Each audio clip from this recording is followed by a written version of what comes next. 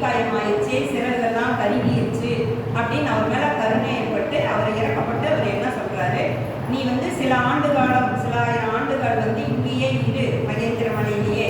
அங்கே வந்து ஒரு சமயத்தில் வந்து ஸ்ரீமன் நாராயணன் வந்து தசரத மன்னனுக்கு மகனா ராமனா வந்து பிறப்பாரு. சனகன் மகள் சீதையை வந்து மனம் முடிச்சுட்டு இந்த காட்டுக்கு வர வேண்டிய சூழ்நிலை ஏற்படும். அவர் தம்பியோட வருவார். அப்போ நீ வந்து இந்த வானரங்கள்லாம் வந்து ராமனுக்கு உதவி செய்யறதா இந்த சீதையை தேடிட்டு வருவாங்க. சீதையை வந்து அரக்கன் ராவணன் கடத்திட்டு போயிடுவான். அதனால நீங்கள் அந்த சமயத்தில் வந்து நீ உதவி செய்யணும். வானரர்கள்ட்ட சீதை இருக்கிற இடத்த நீ குறிப்பிட்டு கரெக்டாக சொல்லணும். நீ அதனால நீ இங்கேயே இரு. இப்போ அந்த வந்த வானரர்களுக்கு நீ இந்த மாதிரி உதவி செய்யும்போது வானரர்கள்லாம் ராமநாமத்தை வந்து எல்லாரும் சேர்ந்து சொல்லும்போது உனக்கு தன்னை போல இந்த பழைய உடம்புல இருக்க அந்த பலம், தைரியம், வீரம், அப்புறம் அந்த சிறகுகள்லாம் பெருசாக முளைச்சிடும், புதுசாக முளைச்சிடும். சிறிய சிறகுகள், பெரிய இறகுகள் எல்லாமே முளைச்சி உனக்கு நல்ல பராக்கிரமசாலி ஆயிருவ அப்படின்னு சொல்லி ஒரு சூரியன் சொல்லிட்டு போயிடுறாரு. இப்போ இவர் என்ன பண்ணாரு, மகேந்திர மலையில வெயிட் பண்ணிட்டு இருக்காரு. அவர் விழுந்து கிடக்கிறாரு, எங்கேயும் போக முடியல. அப்போ அந்த சமயத்தில் அந்த மலையில வந்து ஒரு முனிவர் இருக்கார், சாரங்கன்னு ஒரு முனிவர். சின்ன வயசுலேயே வந்து சம்பாதியும் சடாயும் 2 பேருமே வந்து அந்த மலைக்கெல்லாம் வந்திருக்காங்க. வந்த இடத்துல வந்து இந்த சாரங்க முனிவரை எல்லாம் பார்த்து அவர் காலில் விழுந்து ஆசீர்வாதம் வாங்கியிருக்காங்க. அப்போ இந்த சடாயும் சம்பாதியும் வந்து கழுகு வேந்தர்கள்னு அந்த முனிவருக்கு தெரியும்.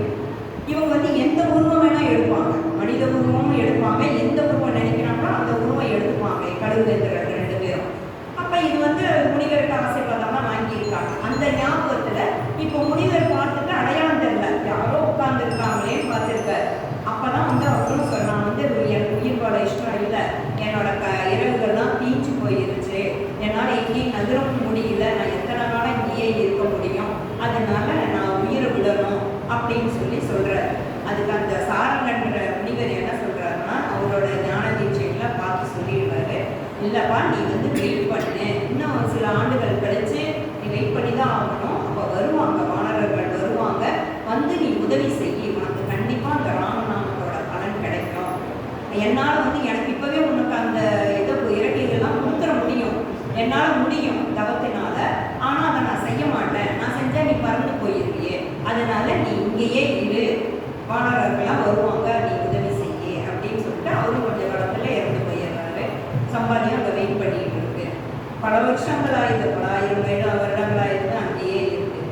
அந்த சமயத்தில் இங்கே தபோவனத்தில் வந்து சீதையை வந்து ராவணன் கடத்த வராரு.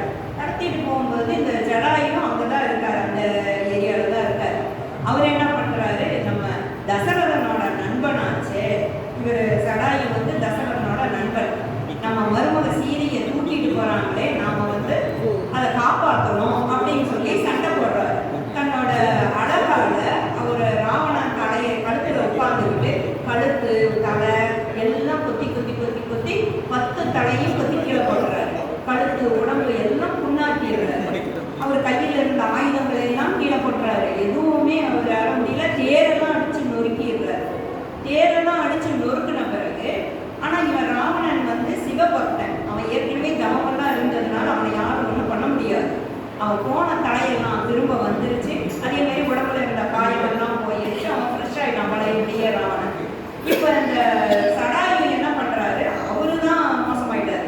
இவன் கூட பெரிய அது பரவதானே, ராவணன் இவ்வளோ பெரிய அரக்கம் கூட போரிட்டு அது ஓஞ்சு போயிடுச்சு, களைச்சி போய் கீழே விழுந்துருக்கு மயக்கம். அப்போ இவன் என்ன பண்ணுறான், ராவணன் இந்த மாதிரி ஒரு பறவை வந்து நம்ம கூட போரிடுறதா, இதை சும்மா விடக்கூடாது இப்படின்னு சொல்லிட்டு அந்த வந்து சிவன் கிட்ட இருந்து பெற்ற தவத்தால பெற்ற சந்திரவாசம்னு ஒரு வாளால ஜடாயுவோட இறக்கைகளை எல்லாம் வெட்டி அதை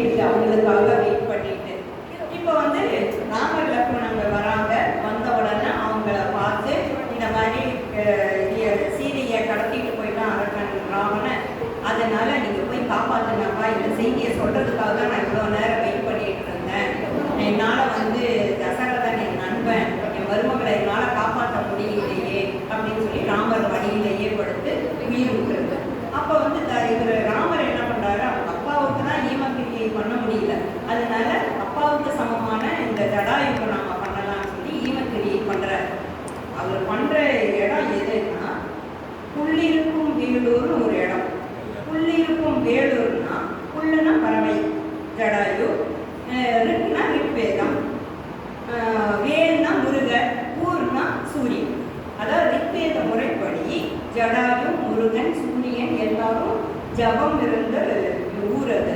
அதனால வந்து உள்ளிருக்கும் வேறு அது இப்போ என்னன்னா வைத்தீஸ்வரன் கோயில்.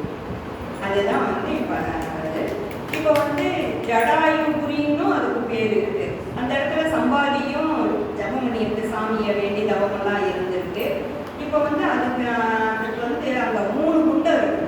ஜடாயு குண்டம், வெண்குண்டம், பிரம்மகுண்டம்னு 3 குண்டம் இருக்கு. அந்த 3 குண்டத்தில் வந்து ஜடாயு குண்டத்துக்கு வந்து விபூதி குண்டம்னு ஒன்று இருக்கு பேர்.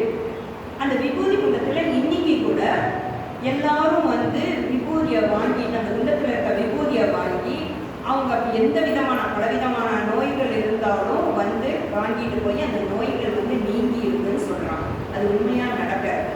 அந்த விபூதி குண்டத்தில் தான், இந்த ஜடாயு குண்டத்தில் தான் ராமர் வந்து சிதையெல்லாம் அடுக்கி ஜடாயுவை வந்து ஈமக்கடன் செஞ்சார். அதனால அது ரொம்ப விசேஷம்.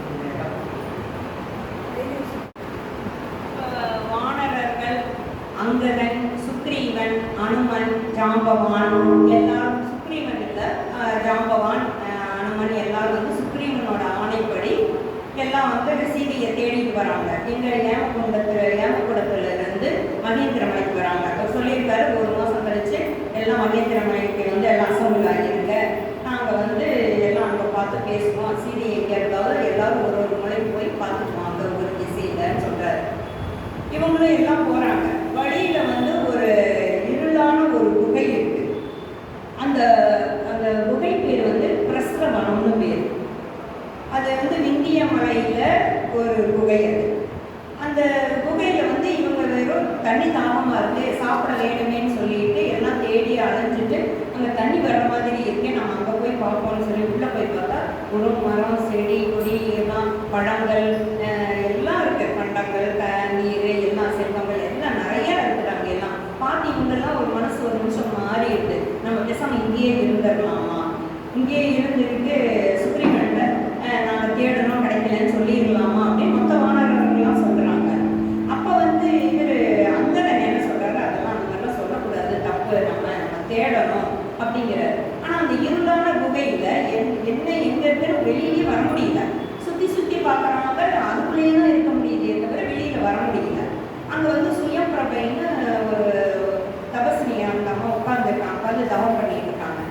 அப்போ இவங்க என்ன இந்த அம்மா மட்டும்தானே இருக்காங்க, இவங்ககிட்ட கேட்டு பார்க்கலாம் அப்படின்னு சொல்லிட்டு அந்த அம்மாட்ட போய் கேட்குறாங்க, இந்த மாதிரி எங்களுக்கு உதவி செய்ய, நாங்கள் ராம காரியத்துக்காக வந்திருக்கோம், சீதையை தேடணும், எங்களுக்கு முக்கியமான வேலை இருக்குது, எங்கேயும் வெளியில் போகிறதுக்கே வழி தெரியல, நீங்கள் இங்கேயே தானே இருக்கீங்க, எங்களுக்கு உதவி செய்யுங்க அப்படின்றாங்க.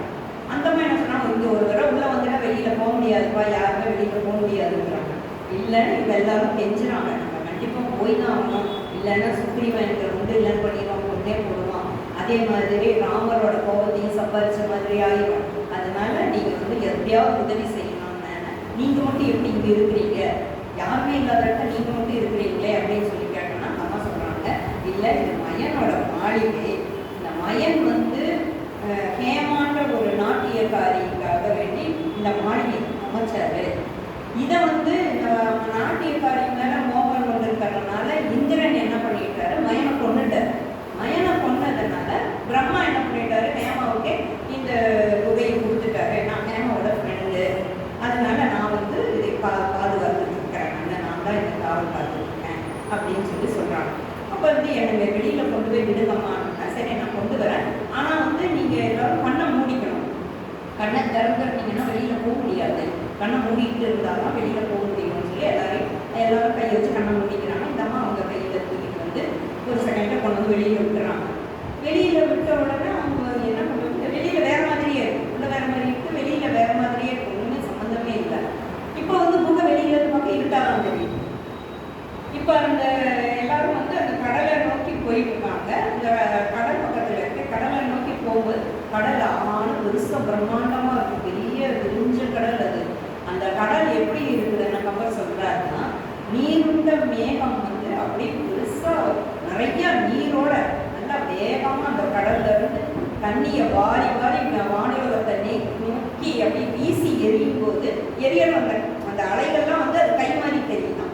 அந்த மேகமெல்லாம் வந்து அப்படியே அலைகளாக வந்து கை மாறி தெரியுது. அந்த கையை உயர தூக்கி இலங்கை பக்கத்தில் தான் சீட்டா இருக்கா, இலங்கையில தான் இருக்கா, இங்க வாங்க வாங்கன்னு மறுபடியும் கூப்பிடுற மாதிரி தான், கையாட்டி கூப்பிடுற மாதிரி இருக்கலாம், வாங்க வாங்கன்னு அந்த மாதிரி கம்பர் சொல்றாரு அந்த இடத்துல. இப்போ ஆனால் அந்த கடல் வந்து 100 யோசனை தூரம் உள்ளது. அது சாமானியமாக யாரும் அதை தாண்டி போக முடியாது.